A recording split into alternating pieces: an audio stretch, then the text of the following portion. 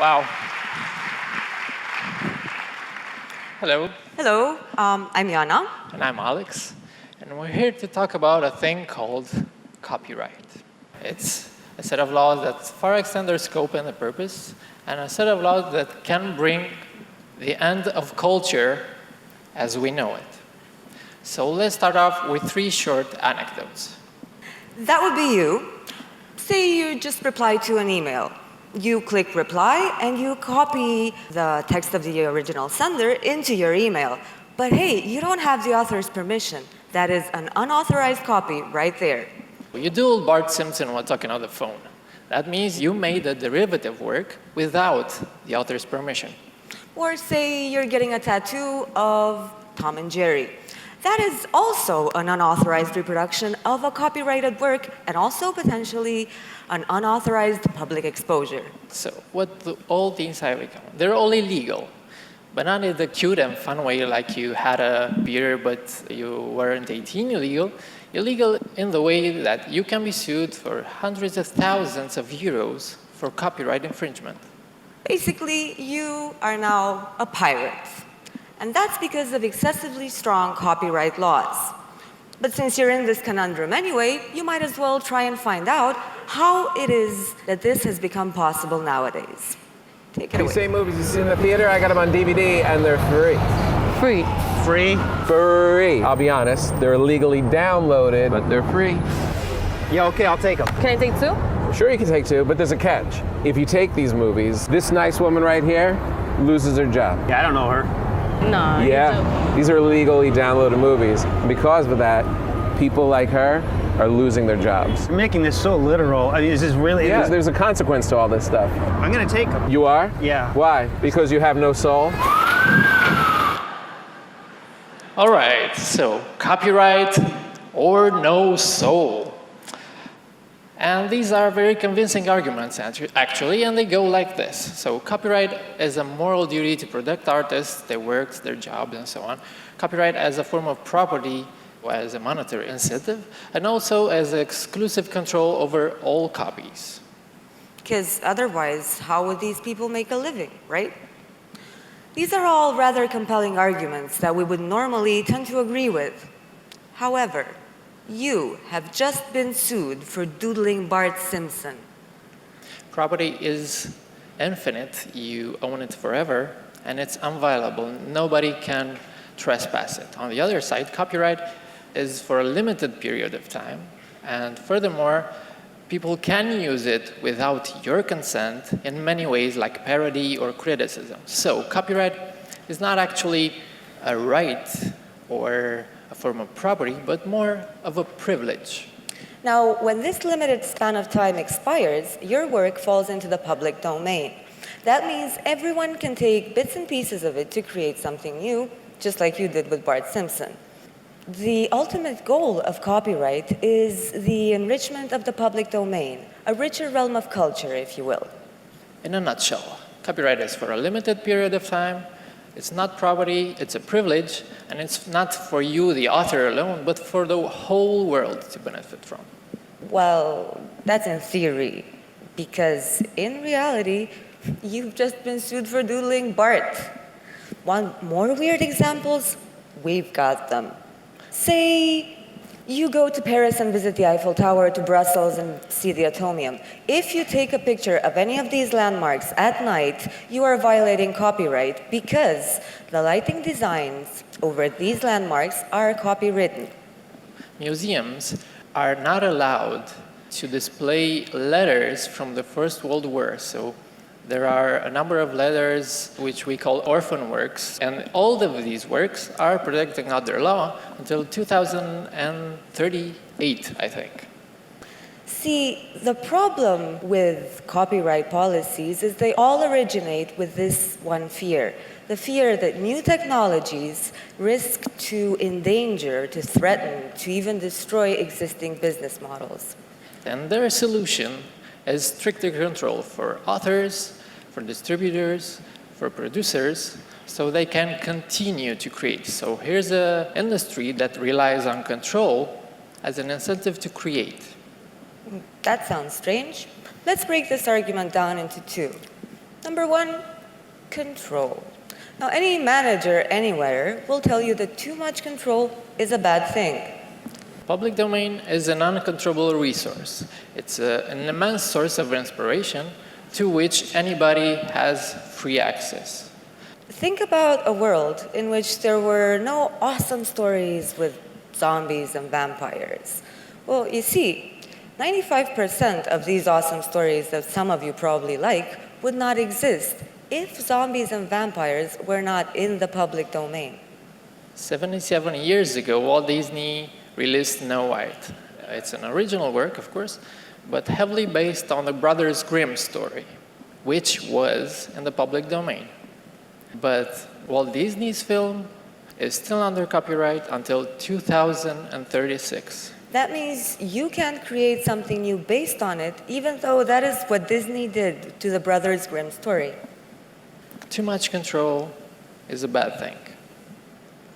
Now, let's delve even deeper into this. Current laws say that copyright extends for the author's lifetime plus another 70 years.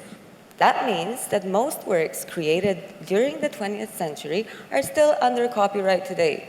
That is a whole century of works. If you can't quite wrap your head around that, let's put it this way. Almost the entire history of film and movies is still under copyright. Also, almost the entire history of recorded music. And all of this is lost culture. So ask yourself this. Can copyright really stimulate production of new works if there are no works to build upon? And is a dead author, or does a dead author care that 70 years later his work is still protected by copyright? Chances are that that author doesn't care, because they're dead. But who does care? It's those rights holders, the third parties that have gotten used to owning and financially exploiting those works, those same individuals and organizations who are constantly pushing for more control. To them, unknown material is a tragedy. To them, culture is a farmland that you have to exploit. You have to take money from it. If you don't, it just goes barren. So think about how awesome it would be to make your own version of Lord of the Rings or The Godfather or 1984. If, I don't know, James Bond or Indiana Jones were in the public domain, you could create your own adventures with them. Right. Too much control is a bad thing. Number two, the incentive. You don't always need the promise of money or control to make stuff. Most of corporate works are made purely for money, and we should find ways to protect them. And Mozart or the Beatles actually did work for financial gain at one point in their life. But explain us this. At the moment, there are 307 million photos freely licensed on Flickr. There are 10 million videos on YouTube. And there's a total of 882 million Creative Commons licensed works online today. See, the thing is that with the advent of new cheap technologies and the internet, works have more room to breathe. And that breathing room has made us aware that sometimes innovation and creativity happen in far, far more interesting places than under proprietary control or moral rights or under the rule of financial incentives. Some industry players actually realized that maybe limiting control brings them more advantages than any drawbacks they can think of. Android and Linux, the market leaders in OSs and servers, are both licensed freely. Tesla Motors, the market leader in electric cars, actually released all of their patents this year. People don't need the promise of control or money to create. Because, it's not like there's a shortage of stuff like jokes, original jokes, perfumes, food recipes, clothing designs, furniture designs, car body designs, and all these industries have very low protection under the law. There's a very limited production. But in gross sales, this is music, films, and books, so the most copyright protected industries. And this is furniture, fashion, automobiles, and food. So control is an incentive to create? Not anymore. it was a hard argument to make 50 or 100 years ago, but today it definitely doesn't hold. Okay, so what about our moral duty to the artist, right? How else can authors make money if everything is for free? The short answer is that if it's free, that doesn't mean people won't pay for it necessarily. You see, there are a lot of filmmakers, musicians, literary authors today who are uploading their work on the internet free of charge for donations, for tips, and most importantly, for the loyalty of their fans. These are artists who understand new technologies, who embrace them, and who are not afraid of the natural way in which we enjoy and share works. They understand a thing that most of us miss. And that thing is exposing as many people as possible to works. All works is a good thing. So how to make money? Okay, there's creative reuse, which actually stands to generate more revenue for the authors. Think about the time when the printing press appeared, when the camera appeared, or the CD.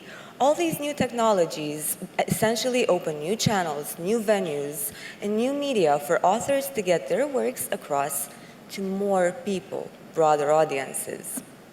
Piracy. Actually, some of your biggest fans are pirates. They're 3 times more likely to come to your concert, buy a t-shirt or a poster, and in sales, pirates are a lot bigger than non-pirates. They spend a lot of money both on physical merchandise and digital merchandise. Okay, so money?